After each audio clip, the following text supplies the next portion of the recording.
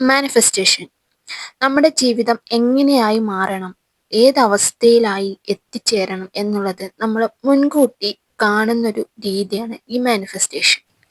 നമ്മളിപ്പോൾ മോശമായ ഒരു അവസ്ഥയിലൂടെയാണ് കടന്നു പോകുന്നത് എങ്കിൽ അതിനെ എങ്ങനെ ബെസ്റ്റ് വേർഷനിലേക്ക് എത്തിക്കാം എന്നത് നമുക്ക് ഈ മാനിഫെസ്റ്റേഷൻ കൊണ്ട് സാധ്യമാകും. മാനിഫെസ്റ്റേഷൻ വളരെ പെട്ടെന്ന് നടക്കാൻ വേണ്ടി നമുക്കൊരു ടെക്നിക്ക് ഉപയോഗിക്കാം. അതാണ് 369 ടെക്നിക്ക്. ഈ ഒരു ടെക്നിക്ക് യൂസ് ചെയ്തുകൊണ്ട് എങ്ങനെയാണ് നമ്മുടെ ആഗ്രഹങ്ങളെല്ലാം മാനിഫെസ്റ്റ് ചെയ്തെടുക്കുക എന്നത് നോക്കാം.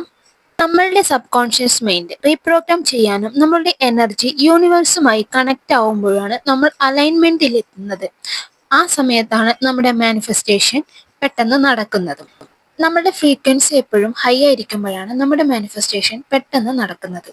ഇനി എങ്ങനെയാണ് 369 ടെക്നിക്ക് ഉപയോഗിച്ച് നമ്മുടെ ആഗ്രഹങ്ങളെല്ലാം മാനിഫെസ്റ്റ് ചെയ്തെടുക്കേണ്ടത് എന്നത് നോക്കാം. ഈ ടെക്നിക്കിന്റെ പ്രത്യേകത എന്നത് നമ്മൾ പോസിറ്റീവായ ഒരു സ്റ്റേറ്റ്മെന്റ് പ്രസന്റ് ടെൻസിൽ നടന്നതായി എടുക്കുന്നു.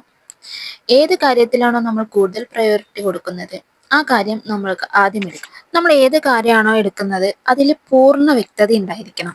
ഇത് 3 പാർട്ടായിട്ടാണ് നമ്മൾ എഴുതുന്നത്. 3, 6, 9. നമ്മൾ മോർണിംഗിൽ 3 പ്രാവശ്യം ഇതെഴുതുക. പിന്നെ നമ്മൾ ഉച്ചയ്ക്കാണ് എഴുതുന്നത്.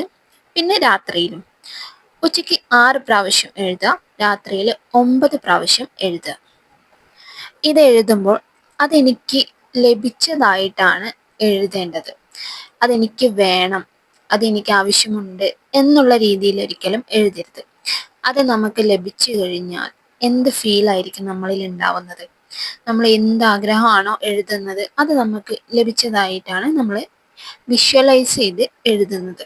ഈ ഒരു ടെക്നിക്ക് നമ്മളിലേക്ക് എത്തിച്ചു തന്നത് നിക്കോള ടെസ്ല എന്നൊരു ശാസ്ത്രജ്ഞനാണ്. അദ്ദേഹത്തിന്റെ ഒരുപാട് ആഗ്രഹങ്ങൾ സാധിച്ചെടുത്തൊരു ടെക്നിക്കാണ് 369 ടെക്നിക്ക്. അദ്ദേഹത്തിന് ആഗ്രഹങ്ങൾ സാധിച്ചെടുക്കാൻ വേണ്ടി ഈ ഒരു ടെക്നിക്ക് വളരെയധികം ഹെൽപ്പ് ചെയ്തിട്ടുണ്ട്. അതുപോലെ നമ്മുടെ ആഗ്രഹങ്ങൾ സാധിക്കാനും ഒരുപാട് പേർക്ക് ഇത് ഉപയോഗിച്ച് റിസൾട്ട് കിട്ടിയിട്ടുമുണ്ട്.